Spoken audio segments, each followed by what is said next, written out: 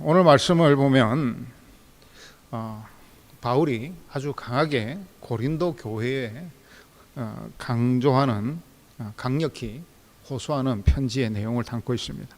이제 13장은 마지막 장으로, 이제 그 13장 항상 그 바울은 제일 처음에 문안 인사를 하고 마지막에 이제 자기의 편지의 모든 것들을 이렇게 마무리하는, 정리하는 그런 맺은 말을 쓰고 있습니다. 13장은 자기가 고린도 후서, 고린도 교회의 두 번째 보낸 편지에 대해서 마지막으로 도전하면서 그 말을, 그 편지를 맺고 있는 내용을, 그러니까 정리를 하는 거죠. 이때까지 12장까지의 내용들을 정리를 하는 편지의 내용을 기록하고 있습니다. 그 중에서도 저는 아마 이 내용이, 오늘 읽은 본문이 가장 핵심의 내용이 아닌가, 그리고 고린도 후서에서 가장 핵심적인 내용이 아닌가라는 생각을 하면서 오늘 여러분들과 이 말씀을 나누고자 하는데요. 목회를 하면 성도들에게 신앙적인 질문을 많이 받게 됩니다. 우리 교회는 잘 질문을 안 하시는 것 같아요. 좀 모르는 게 많으실 건데 질문들을 많이 하셔야 됩니다. 제가 목회를 하다 보면 성도들로부터 이제 신앙적인 질문을 많이 받게 되는데, 많은 유형의, 많은 형태들의 질문이 있습니다. 특히 하나님을 처음 믿는 사람들이나 교회를 오래 다녔지만 믿음 생활을 열심히 하지 않은 분들, 아니면 말씀의 훈련과 영적인 성숙보다는 오직 구원이 모든 것이고 구원에만 집중되어 있는 분들이, 질문들이 대부분 한결같은 것 같습니다. 그러니까 교회 다니는 목적이 종말이 있고 지옥이 있고, 그리고 또 영원한 그 지옥불에서 이렇게 형벌을 받아야 된다는데, 그게 두려워서 그래서 구원이 어떻게 하면 구원받을 수 있을까? 나는 구원만 받으면 돼. 그런 목적으로 교회를 다니시는 분들은 대부분 한결같은 질문들을 가지고 있습니다. 그 질문이 뭐냐면 이런 겁니다. 목사님 하나님 보이시나요? 이렇게 질문합니다. 빌까요? 안 보일까요? 보일까요? 여러분 어떻습니까? 그리고 또 하나의 질문은 그런 겁니다. 하나님이 계시다면 어디에 계십니까? 현대의 이제 그 우주 망원경이나 그 이제 우주 망원경도 이제 그건 볼 수 없죠. 허블 망원경도 그건 볼 수 없습니다. 그 이제 우주선이 가고, 그리고 이제 그 위성들을 쌓아 올리면서 이제 같이 공전과 자전을 하면서 이제 궤도를 돌면서 이제 알게 된 사실이죠. 지구는 늘 이렇게 돌면서 공전과 자전을 하면서 지구는 태양계를 돌고 있습니다. 근데 달은 항상 얼굴만 보여줘. 뒤통수를 안 보여줘. 달이라는 그 행성이 굉장히 희한한 게 뭐냐면, 그러니까 얼굴만 보여주는 건 뭐예요? 자전이 없다는 거죠. 그러니까 얼굴만 보여주고 뒤통수를 보여주잖아요. 그래서 어떤 사람들은 옛날에 그렇게 믿었답니다. 예수님은 달의 뒤편에, 달의 뒷면에 살고 계시다, 이렇게 믿었던 사람도 있다라고 합니다. 참 귀엽기는 한데, 여러분들은 하나님이 어디에 계신다고 생각하십니까? 그리고 그 어디에 계신 게 그렇게 큰 궁금증이 되시는지도 저는 잘 모르겠습니다. 근데 또 어떤 분들은 이런 이야기를 합니다. 목사님, 계시록은 묵시록이라고 그 앞으로 그 일어날 일들에 대해서 기록한 책이라고 하는데, 왜 교회는 계시록에 대해서 잘 가르쳐 주시지 않나요? 왜 계시록에 대해서 강조하시지 않나요? 다른 성경보다 목사님들은 계시록에 대해서 좀 더 설명을 잘 해주시면 우리가 어려움을 그렇게 많이 경험하지 않고 쉽게 구원의 방법을 얻을 수 있지 않겠습니까? 이렇게 이야기하시는 분들도 있습니다. 그러니까 그 계시록, 이 묵시록이라는 건 뭡니까? 종말론에 대해서 이야기하는 거죠. 앞으로 일어날 일이기 때문에. 근데 왜 계시록에 대해서 계시록이 이제 앞으로 모든 성경에 있어서 모든 성경이 다 1.1획도 변화 없이 다 이루어졌습니다. 이제 계시록만이 남은 거죠. 근데 계시록도 교단마다 다 해석하는 게 달라요. 이야기하는 게 다 다릅니다. 그리고 계시록에서 일어날 일이기 때문에 어떤 이야기들도 할 수 있어요. 일어난 일이 아니기 때문에. 그리고 이러한 그 허점 때문에, 허점이라기보다는 이런 맹점 때문에 다양한 해석이 있고 또 이단들의 아주 단골 메뉴입니다. 그래서 이단들은 맨날 이야기하는 게 뭐예요? 종말론이에요. 그래서 그 종말론을 이야기를 하고 있는 것이죠. 그리고 어떤 사람들은 이렇게 이야기합니다. 귀신을 보면, 귀신도 영적인 존재니까 귀신을 보면 하나님이 계신 것을 믿을 수 있을 것 같아서 내가 귀신을 좀 봤으면 좋겠습니다, 이렇게 이야기하는 사람도 있습니다. 참 저는 어릴 때부터 모태신앙이라서 그런지 모르겠지만 참 별 허무맹랑한 생각을 다 한다라는 생각도 하지만 일면 또 이해는 갑니다. 얼마나 하나님을 좀 봤으면 좋겠나 하는 마음으로 그런 애타는 생각들을 가지는가라는 생각도 해보게 됩니다. 여러분들 그럴 것 같습니까? 난 귀신을 보면 좀 그럴 것 하나님을 더 잘 믿을 수 있을 것 같습니다. 영적인 존재니까, 영적인 존재가 있다라는 걸 보면 하나님도 계시지 않겠냐, 이렇게 이야기하는 사람도 있습니다. 아마도 이러한 생각을 하는 분들이 많이 계신 것 같아요.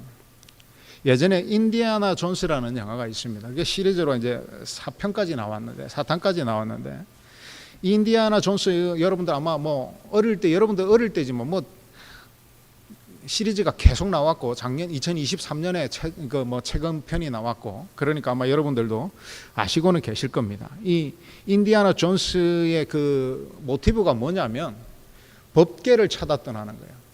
인디아나 존스가 그 법궤라는 것, 증거궤라는 것, 언약궤라는 것, 그러니까 하나님께서 모세를 통해서 십계명을 돌판에 새겨서 그 두 돌판을 이제 주셨죠. 그러니까 하나님의 다른 신을 섬기지 말라, 하나님의 이름을 망령되이 일컫지 마라, 쭉. 그래서 이제 십계명이 있는데, 이 십계명을 보관한 그 가마같이 생긴 게 있어요. 그래서 이쪽 저쪽에서 이제 제사장들이 들고 이렇게 이동할 때 옮기는데, 항상 먼저 이스라엘 백성들이 이제 항상 이동할 때, 가나안 땅을 향해서 가거나 이동할 때 가장 먼저 움직이는 게 법궤예요. 그럼 이 법궤가 그러니까 하나님의 법이 들어있는 율법, 그러니까 십계명이 들어있는 궤다. 그래서 이제 법궤, 언약궤, 증거궤라고 하는데 같은 말입니다. 이게 항상 먼저 앞장을 서요. 그러면 이제 그 뒤에 12지파들이 쭉 따라서 행렬을, 이제 가장 장남인 로우벤 지파부터 쫙 따라서 이제 이렇게 행군을 하게 되는 겁니다. 그런데 이 법궤를 찾아서 이제 떠나는 건데, 히틀러가 이 법궤가 이제 엄청난 신비로운 능력이 있는 것처럼 사사기에 마치 법궤 자체가 신비로운 능력이 있는 것처럼 사사기에 기록되어 있습니다. 법궤를 함부로 만졌다가 막 사람들이 다 죽어버리고 막 오만 전염병이 생겨나고, 그러면서 법궤에 아주 신비한 능력이 있는 거라고 생각하고 이제 그 모티브를 해서 히틀러가 이 법궤를 찾아놨습니다. 히틀러가 자기의 이제 그 군대 한 개 군대를 그 법궤를 찾아 하는 그 군대를 꾸려서 이제, 근데 인디아나 존스가 이제 그거를 이제 그 중간에서 뺏어가지고 이제 돌려놓고 그런 내용들의 이야기입니다. 또 하나는 또 이제 뭐냐면 다빈치 코드라는 아주 대표적인 영화가 있습니다. 이 영화는 여러분들이 어릴 때 영화일 수도 있지만 아마 역사상 가장 많은 히트를 쳤던 영화 중에 하나가 이 다빈치 코드라는 이 소설을 영화로 한데, 그 주인공이 이제 톰 행크스라는 아주 그 당시 가장 핫한 배우가 또 주인공을 맡아서 유명해졌는데, 이 다빈치 코드, 이 다빈치의 그 최후의 만찬의 그 그림에 보면 코드가 숨겨져 있다는 거예요. 그게 뭐냐면 성배라는 겁니다. 이 성배가 뭐냐면 예수님께서, 그러니까 여러분들 이제 건배할 때 이 배가 잔이라는 뜻이에요. 그러니까 성배, 성스러운 잔이라는 뜻이에요.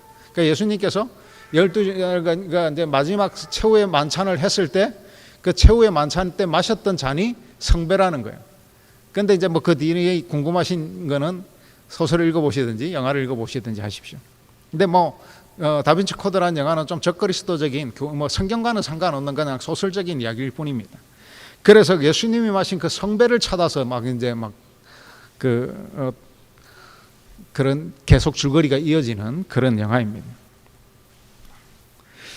이처럼 많은 사람들이 법궤, 언약궤, 증거궤, 성배 또 이런 이야기를 합니다. 성경의 원본이 남아 있나요? 결론적으로 이야기하면 성경의 원본은 남아 있지 않습니다. 그럼 우리가 보는 성경은 무엇입니까? 라고 이야기하신다면 우리가 보고 있는 성경은 사본입니다.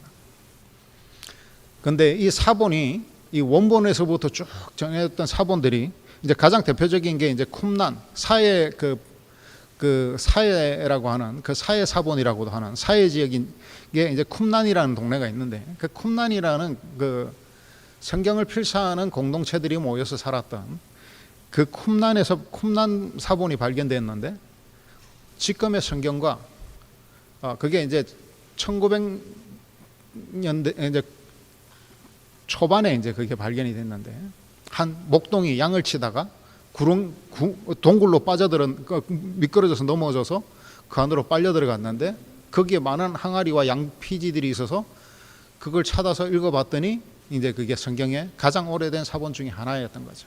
그래서 1900년대 초반에 이제 그 발견된 성경과 지금의 번역되어 있는 성경, 우리가 가지고 있는 성경들을 비교해 봤더니 거의 토시 하나 틀리지 않고 똑같더라는 겁니다. 그것도 예수님이 오시기 훨씬 전에, 그전에는 예수님 오시고 난 이후에 사본들이 많이 있어서 이게 과연 원본과 동일할까라는 질문들이 있었는데 쿰난 사본은 예수님이 오시기 한참 전에 사본이었는데 그 사본도 지금의 성경과 전혀 다르지 않더라는 것이죠. 그러면서 성경이라는 것은 하나님의 말씀이 그대로 전해지는 것이구나. 그러면서 왜 원본과 법궤와 이 성배는 우리에게 전해지지 않았을까요? 했을 때 신학적인 입장에서 우리 신학계에서 가장 일반적으로 하는 이야기는 가장 정설적으로 일반적으로 하는 이야기는 그렇습니다. 그것들은 하나의 그냥 하나님이 사용하시는 물건일 뿐이라는 겁니다. 그것들을 오늘도 마찬가지지 않습니까? 하나님보다 더 많은 것들을 우상들을 만들어내지 않습니까? 그래서 하나님보다 우선하는 것을 하나님께서 그들이 우리가 유혹당하는 것을 방지하기 위해서 하나님께서 성경의 원본과 그 성물들을 남기시지 않으셨다는 겁니다. 왜냐하면 오늘 하나님께서는 오늘 말씀대로 오늘 제목이 무엇입니까? 하나님은 어디에 계십니까? 오늘 결론적으로 오늘 본문에서 말씀하시는 것처럼 하나님은 바로 우리 안에 계시고 나와 함께 하심으로 그 성물들이 필요 없다라는 겁니다. 그런데 오늘 많은 사람들이 법궤를 봤으면 좋겠습니다. 성배를 봤으면 좋겠습니다. 성경의 원본이 있나요? 귀신을 봤으면 좋겠습니다. 별 이야기들을 다 하고 있습니다. 왜 그렇습니까? 오늘 바울이 말하는 것처럼 우리 안에 하나님이 강력히 주장하시지 못하기 때문에요. 우리는 우리 안에 하나님이 계심에도 불구하고 우리가 하나님의 저번 주 설교를 연결을 하면 우리는 하나님의 자녀이며 하나님이 우리를 상속자로 삼으셨음에도 불구하고 우리는 다른 것을 구하고 있다는 것이죠. 오늘 오전 말씀에 그렇게 이야기합니다. 너희는 믿음 안에 있는가? 너희 자신을 시험하고 너희 자신을 확정하라. 예수 그리스도께서 너희 안에 계신 줄을 너희가 스스로 알지 못하느냐? 그렇지 않으면 너희는 버림받은 자니라. 너희 안에 계신 줄 알지 못하느냐는 겁니다. 오늘 사랑하는 여러분, 결론적으로 하나님은 어디에 계십니까? 바로 내 안에 내주하고 계시다는 겁니다. 내주한다는 말은 내 안에 거하시고 나와 함께 주장하시고 나와 함께 늘 동행하신다라는 것이 내주하신다라고 이야기하는 겁니다. 그런데 오늘 바울이 강력하게 호소하지 않습니까? 너희 안에 있음에도 너희가 발견치 못하면 그것은 너희가 버림받은 자라는 거예요. 오늘 사랑하는 여러분, 하나님을 발견함에 있어서 어디에 가서 증거를 찾고 있습니까? 무슨 증거를 더 보기를 원하십니까? 오늘 내 안에 주장하시며 나를 인도하시며, 제가 오늘 예배 시작 전에도 오늘 우리 교회에 되어진 일들을 그냥 이야기한 것이 아닙니다. 오늘 우리가 교회가 시작될 때 저는 미친 사람 같았어요. 저 혼자만 긍정을 이야기하고 저 혼자만 희망을 이야기할 때 사람들이 그런 일들이 일어날 수 있을까? 제가 그때 많은 분들이 그랬습니다. 나를 믿어라. 왜 나를 믿느냐? 나는 그냥 사람일 뿐이지만 나를 통해서 수없이 하나님께서 나를 통해서 교회를, 내가 섬겼던 교회를 통해서 믿음대로 나갈 때, 거짓을 없이 나갈 때, 하나님께 헌신할 때, 하나님께만 순종할 때 하나님께서 그렇게 하면 이루어 주시더라는 그 증거를 나는 가지고 있다라고 말씀을 드렸습니다. 오늘도 제가 여전히 그렇게 살아가고 있는지 여러분들의 눈에 그렇게 보여지는지 모르겠습니다. 그렇지 못하다면 저에게 다시 한번 경종을 울려주시기를 바랍니다. 저는 그럼에도 불구하고 오늘 오직 하나님만을 붙들고 나아가고 있습니다. 여전히 저는 여러분들에게 증거가 되기를 간절히 소원합니다. 오늘 바울이 교만해서 이런 이야기를 하는 것이 아니라 자기가 증거가 되기를 원하는 것이죠. 그래서 오늘 바울이 이야기하는 겁니다. 너희가 믿음 안에 있는가, 너희를 먼저 돌아보라는 겁니다. 오늘 고린도 교회에 무슨 일이 있었냐면 많은 일들이 있었습니다. 이단과 음란과 사기와 거짓과, 그 중에서도 가장 심각한 문제는 바울에 대한 사도권에 대한 도전이었습니다. 그럴 때 바울이 이렇게 이야기합니다. 너희가 믿음이 있다면, 하나님이 네 안에 있다면 남을 돌아볼 게 아니라, 나의 사도성을 의심할 것이 아니라 네 안에, 네가 의심하는 네 안에 하나님이 있는지 네가 먼저 네 삶을 돌아보라는 겁니다. 오늘 세상에 많은 일들이 하나님이 없다라고 이야기를 하고 싶어 합니다. 왜 그렇게 하면 자기들이 무엇을 얻는지, 그렇게 하면 어차피 나는 멸망의 길을 걸어가고 있는데 너희는 구원받을 것 같으니까 초라도 치자는 그런 마음들이 있는지 모르겠습니다. 그러나 사랑하는 여러분, 그들이 어떻든 간에 오늘 나는 어떤 생각을 가지고 살아가고 있느냐는 겁니다. 내 안에 하나님의 증거가 있느냐는 것이죠. 바울이 이야기합니다. 너희 안에 하나님의 증거가 있으면 너희가 그렇게 살 수 없다는 겁니다. 그리고 그렇게 살았어도 안 된다는 거죠. 그리고 그게 확인이 됐냐는 겁니다. 교회에 다닌다고 그것이 확인되는 게 아니라고 오늘 바울은 이야기하고 있는 것이죠. 오늘 여러분 과연 기도할 때 어떻게 하십니까? 매일 하나님을 만나고 계십니까? 매일 하나님을 묵상하고 계십니까? 하나님과 동행하고 계십니까? 내 안에 계신 하나님을 발견하며 그분과 대화하고 계시냐는 겁니다. 매일 오늘 내 방 앞에 있는 십자가가 하나님인 것 같고 그 십자가를 향해서 기도하고 있지는 않습니까?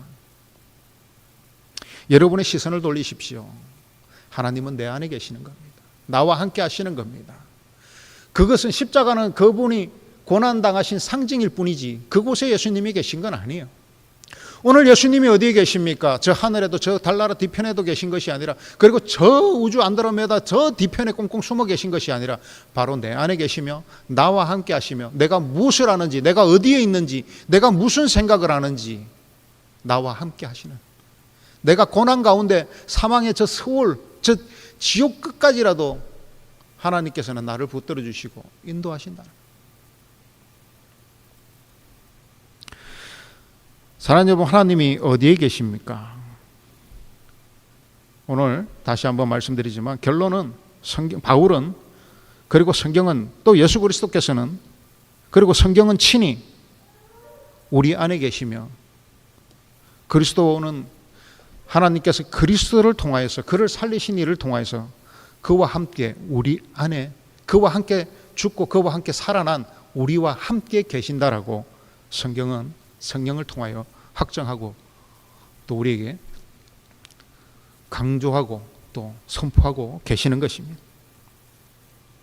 사랑하는 여러분, 다시 한번 여러분들에게 질문을 드립니다. 하나님이 어디에 계시는가를 묻기 전에 우리는 스스로, 나는 스스로 믿음 안에 서 있는지 질문이 되어지고 있느냐는 겁니다. 가장 먼저 질문되어져야 될 것이, 바울은 첫 번째는 고린도 교회 그 날선 너희들의 그 비판의 날선 잣대를 자신에게 돌리라는 것이죠. 오늘 그 4절에 보면, 먼저 4절의 말씀은 이렇습니다. 그리스도께서 약하심으로 십자가에 못 박히셨으나 하나님의 능력으로 살아 계시니 우리도 그 안에서 약하나 너희에게 대하여 하나님의 능력으로 그와 함께 살리라. 이 말씀이 뭐냐면, 좀 말씀이 이상합니다. 그리스도께서 약하심으로 십자가에 못 박히셨으나 이렇게 이야기합니다. 예수님이 약하신가요? 약하셔서 십자가에 못 박혔다면 그럼 우리를 어떻게 구원하시느냐라는 질문이 당연히 생길 수밖에 없습니다. 이 말은 예수님께서 약하시다라는 것은 인카네이션 하셨지만 완전한 인성으로 죽으셨다는 겁니다. 완전한 하나님이신가 동시에 완전한 인간으로서 십자가에 달릴 때는 완전한 인간으로서 자기를 비하하셨다, 자기를 낮추셨다는 겁니다. 그냥 인간에게 내어준 바, 스스로 인간에게 내어준 바가 되셨다는 거예요. 이것이 약하다는 표현이 힘이 없거나 능력이 없어서 잡혀가서 그냥 죽임을 당했다는 뜻이 아닙니다.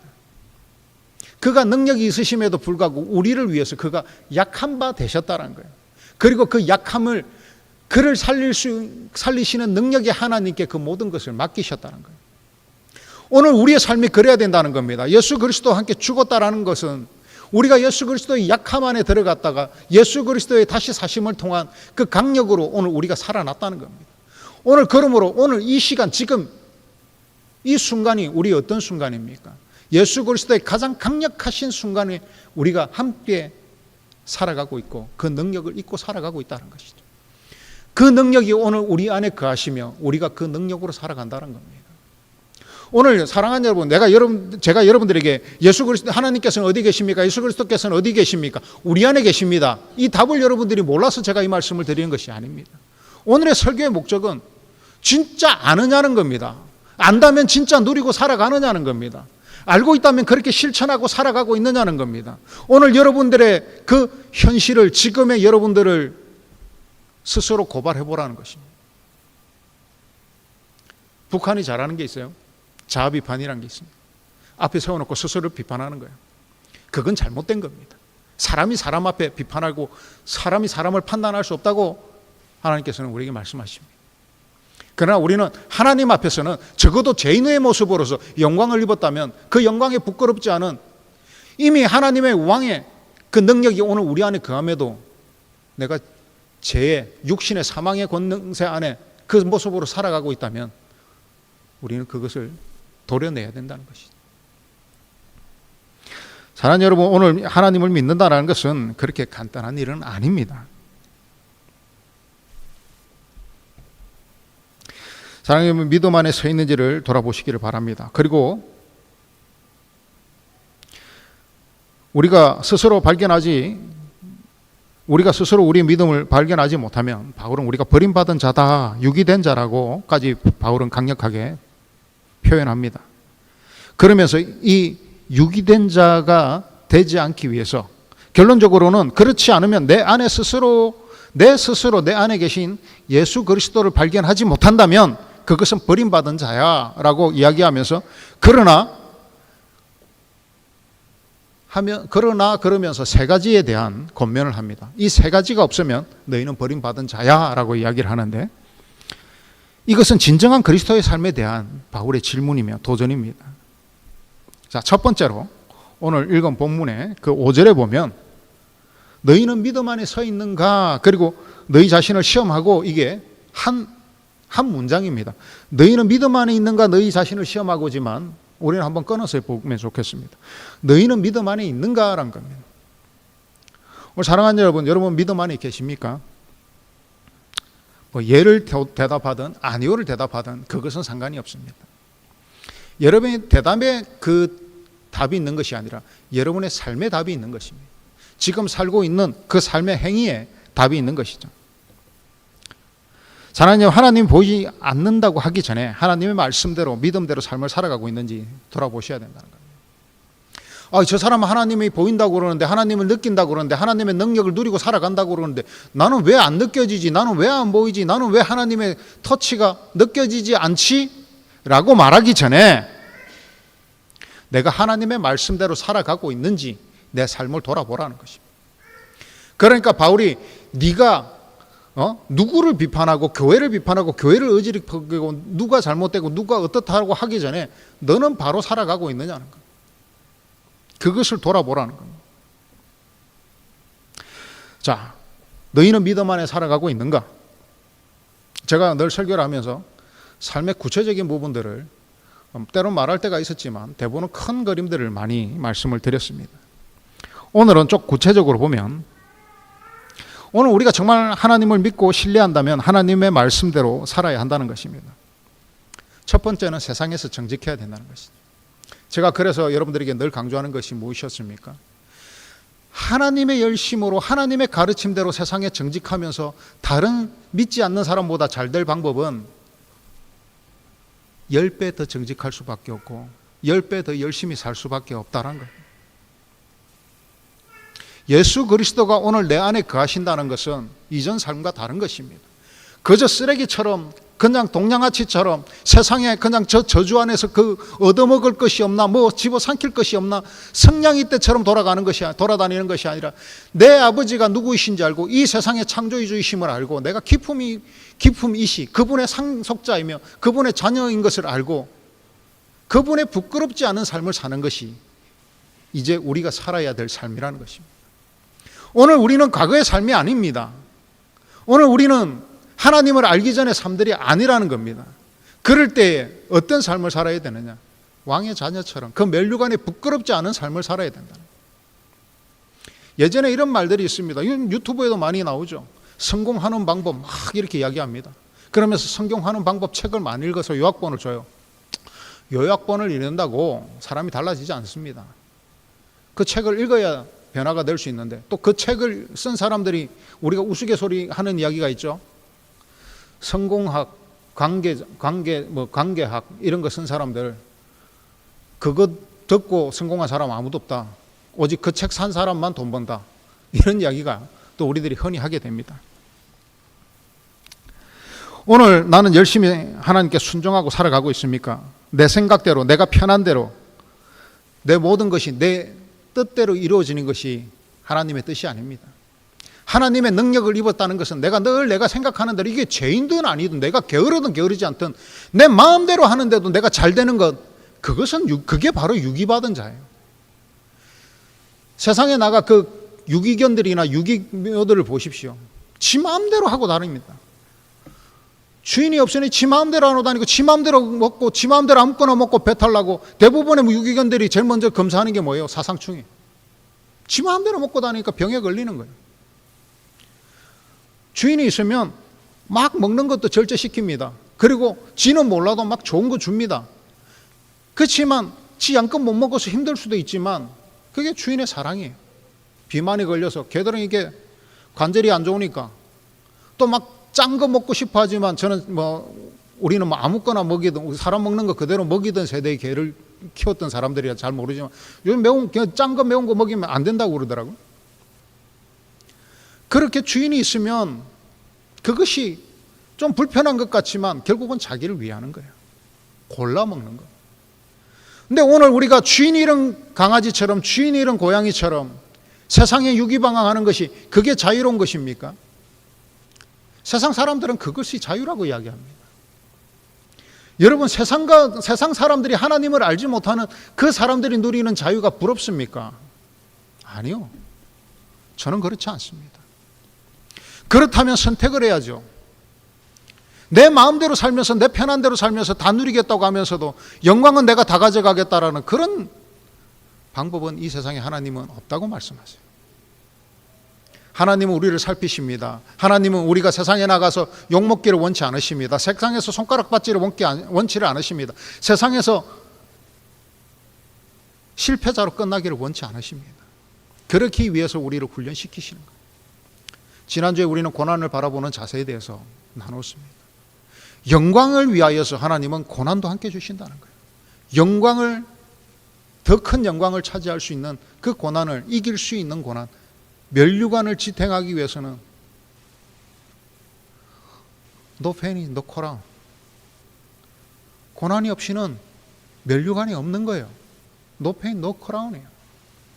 여러분들이 아주 멋있게 푸사에 그런 거 써놓은 사람들이 많아요. 근데 정작 의미를 모르는 것 같아요. 그런 삶을 살지 않는 모습들을 많이 보게 됩니다. 사랑하는 여러분, 오늘 예수 그리스도를 믿는다는 것은 내가 아닌 다른 사람을 위해 사는 겁니다.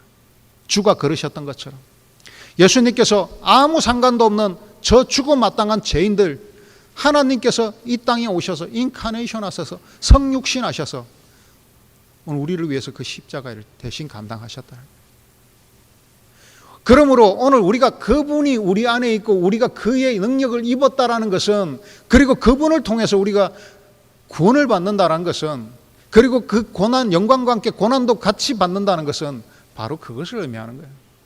오늘 이 세상에서 하나님께서는 우리가 장차 잘 될 것이고 이미 구원은 보장받았지만, already not yet, 이미, 그러나 아직은 우리가 그것을 들어가지는 못했지만 이미 누리고 있는 자로서 영광스럽게 나가야 된다는 거예요. 오늘 우리 고난은 그런 것입니다. 우리 모든 고난은 세상을 향해서 받아지는 고난이에요. 그럼 저는 개인적으로 힘든데요. 아이 바보야. 네가 강건해져야죠. 내가 강건해져야죠. 내 그리스도인에 받는 내 개인의 고난도 그냥 그저 있는 고난은 없다라는 겁니다. 그러면 남이 받는 고난으로 내가 강해지는 방법이 있습니까? 모두가 내가 받는 고난을 통해서 내가 강해지는 거예요. 그러므로 나에게 있는 고난은 없어져야 될 고난이고 내가 받아서는 안 되는 고난이 아니라 하나님의 사랑의 그 영광의 장차 씨앗이라는 것이죠. 그러므로 사랑하는 여러분, 고난을 기뻐하십시오. 즐거워하십시오. 그리고 그 고난이 왜 나에게 주어졌는지, 하나님께서 정말 믿음의 사람이라면 그 고난이 정말 힘들어가 아니라 이 고난을 하나님이 왜 주셨을까? 제가 예배 시작하기 전에 그냥 하는 소리가 아니에요. 교통사고를 당하고 그 이후로부터 질문이 바뀌었습니다. 나 고난 싫어. 하나님이 계셔? 이 질문에서 하나님이 이 질문을 왜 주셨을까? 이 고난을 왜 주셨을까? 그리고 고난 뒤에는 반드시 영광이 있는데 어떤 영광을 준비하셨을까에 대한 기대가 있다는 것이죠. 오늘 저도 우리 교회 부임할 때 저는 걱정이 없었습니다. 오히려 기대가 있었죠. 우리 교회를 통해서 하나님 무엇을 이루려고 나를 보내셨을까? 오늘 사랑하는 여러분, 이 세상에 여러분들을 저주받아서 이 세상에 온 것이 아니에요. 하나님께서 여러분을 부르셨다는 것은 여러분들을 사용하기 위해서, 여러분들을 복주시기 위해서, 여러분 당연히 구원하시기 위해서 오늘 부르셨다는 거예요.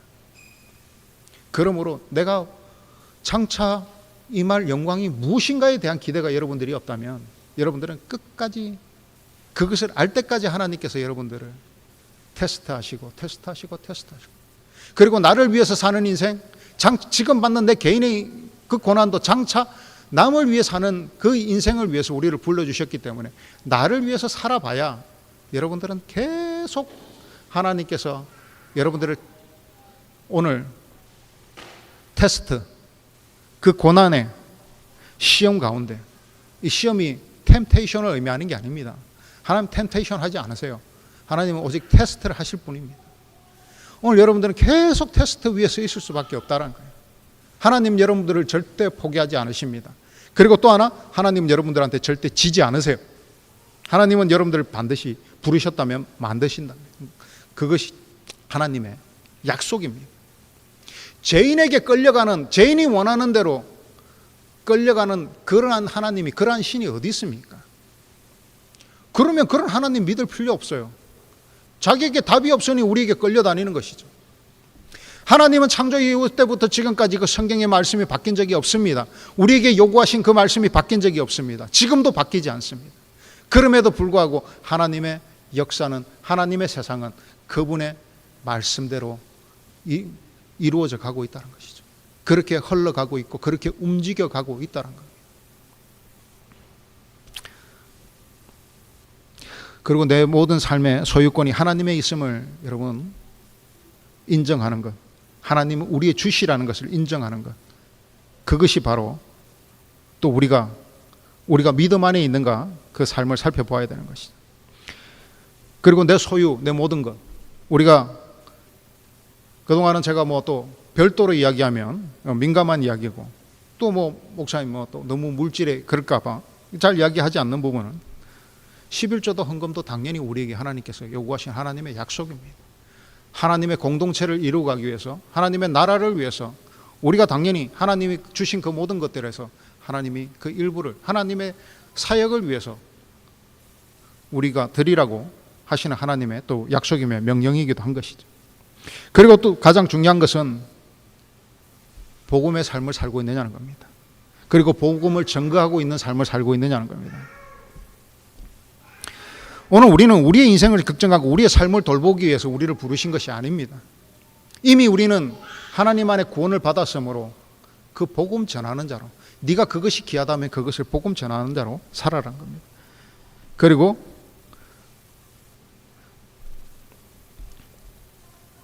또 우리가 헌신과 전도와 또 우리가 거룩과 경건과 성실과 구별된 삶을 하나님께서는 스스로 우리 자신들을 시험하고 테스트해 보라는 겁니다.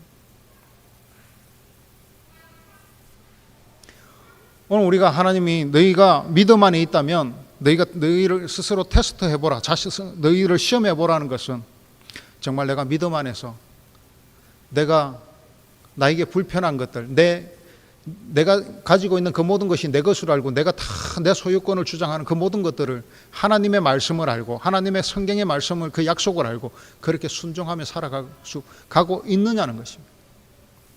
거짓된 삶을 멀리하고 육신의 삶을 의로 죽이며 지난주에 나눈 것처럼 우리가 사는 방법의 유일하며 가장 확실한 방법이 뭐라고요? 의로 죄를 죽이는 삶. 그렇게 정말 살아가고 있는지 여러분의 삶을 돌아보시기를 바랍니다. 그리고 세 번째로 나 자신을 확정하라. 그렇게 기록하고 있습니다. 오늘 분명히 확인이 아니라 확정하라는 거예요. 법궤를 보면, 성배를 보면, 성경의 원본을 보면, 뭐 이거를 보면 저거를 보면, 예수님의 그 신을 샀던 배보자기를 세마포를 보면 그게 그게 어땠는데요? 그게 무슨 증거가 됩니까? 그게 뭐 어째서 그게 나하고 무슨 상관이 있습니까? 그게 나를 구원시켜 줍니까? 아니요. 내 안에 있는 그분께서 오늘 우리를 구원시켜 주는 거예요. 그래서 그걸 보면 내가 믿겠는데, 그거 보면 증거가 되겠는데 확인하는 것이 아니라 네가 스스로 네 믿음을 시험하여 네 안에 거하시는 그 하나님을 발견하는 그것을 확정하라는 겁니다.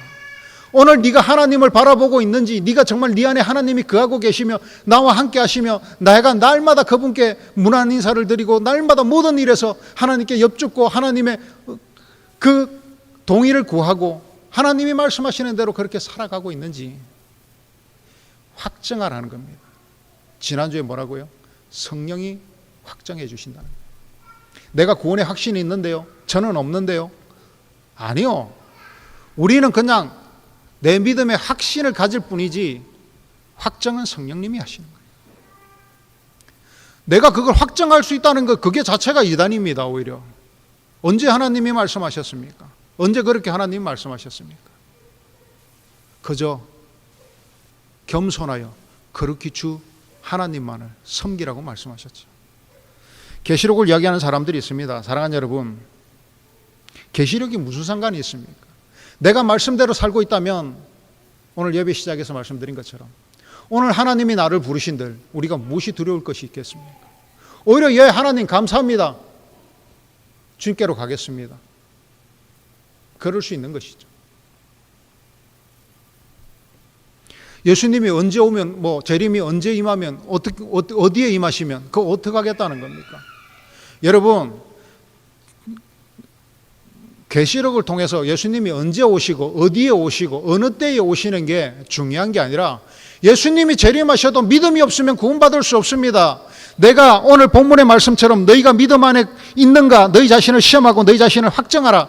내 스스로 믿음의 확정을 얻지 못하면 예수 그리스도의 재림이 오히려 나에게 두려움이 되고 그날이, 그 시간이 심판의 시간이 될 수 있고 그 시간이 두려움의 시간이 될 수 있지만, 내 안에 믿음이 있고 내가 믿음이 확정받았다면 주 예수 그리스도께서도 언제 오시든 나에게는 기쁨의 시간이요, 확신의 시간이요, 주여 어서 오시옵소서,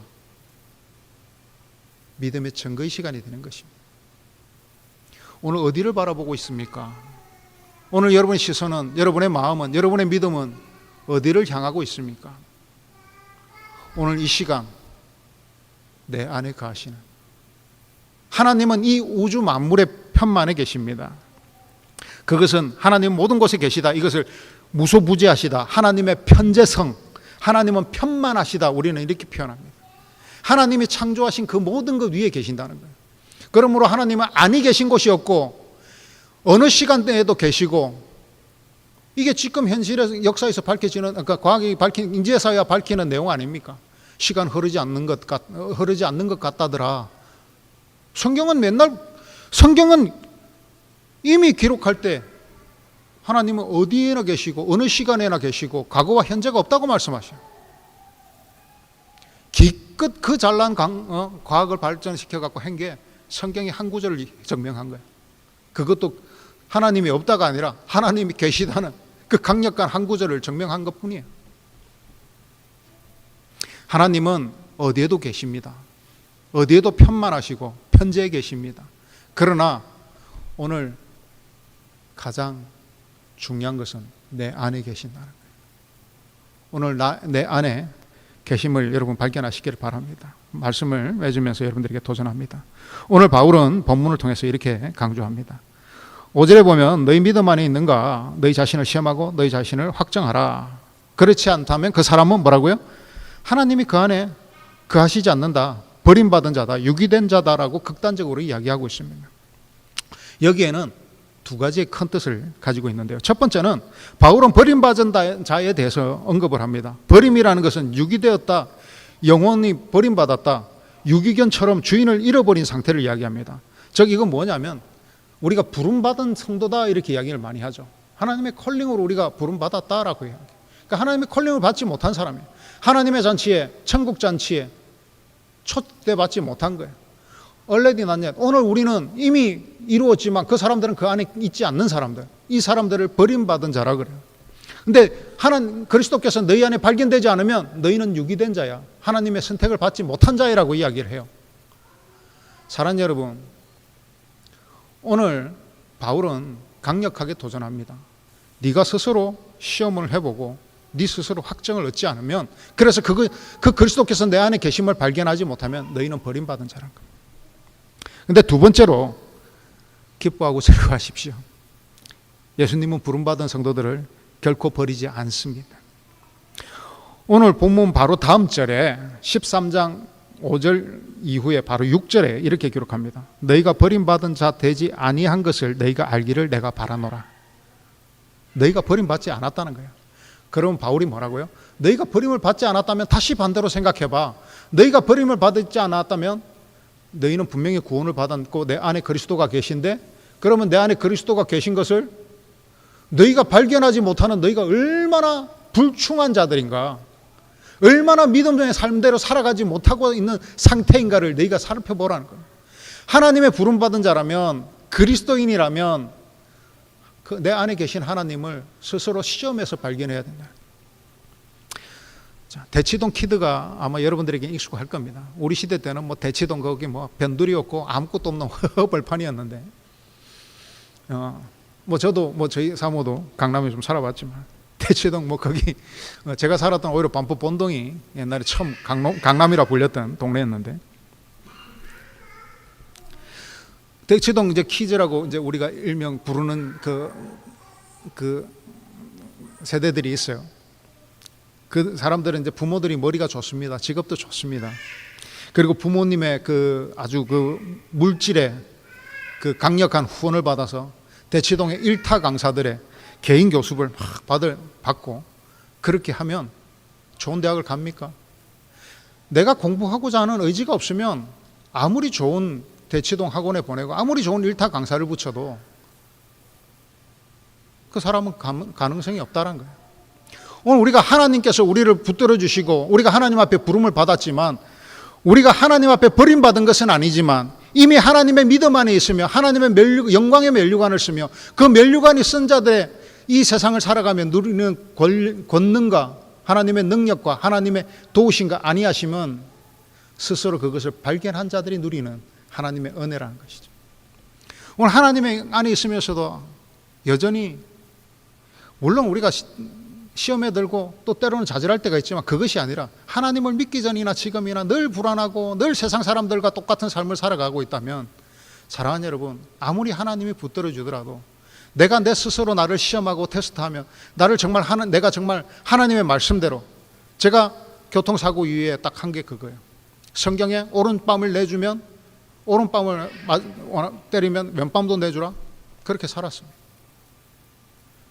100원을 원하면 200원을 줘라, 그렇게 살아봤습니다. 무식할 정도로 성경대로 살아봤습니다. 제가 오늘 여러분들 보기에 하찮게 보입니까? 인생이 그냥 구렁텅이에서 그냥 동양질하며 그렇게 살아가는 사람처럼 보입니까? 겉으로 봐도 댄디하잖아요. 사랑하는 여러분, 말씀대로 살아보시지 않고 하나님이 어떻다 저떻다 말할 수 없는 겁니다. 하나님의 능력을 다른 사람이 입었냐 안 입었냐가 아니라 오늘 나를 바라보십시오. 내가 하나님의 능력으로 살아가고 있습니까? 내 안에 하나님이 거하는 것을 내가 지금 누리고 살아가고 있고 발견하고 계십니까? 그렇지 않다면 오늘 우리에게는 두 가지가 필요합니다. 스스로 시험하고 스스로 확정을 얻어야 된다는 것이죠. 오늘부터는 이 세상 살아가는 동안 주님 앞에 믿음을 돌아보고 너희 믿음 안에서 너희가 자신을 시험하고 너희 자신을 확정하여 그리스도가 우리 안에 있는 것을 늘 누리시며 그분의 힘으로 살아가시는, 그리고 세상에서 승리하시고 나를 위해서가 아니라 예수 그리스도가 그랬던 것처럼 또 예수님께서 우리에게 명령하신 것처럼 남을 위해 살아가며 오히려 더 영광된 삶을 살아가는, 이미 천국을 소유하신 여러분, 더 행복한 교회 성도 되시는 여러분 되시기를 주님의 이름으로 간절히 축원하고 축복합니다. 기도하겠습니다.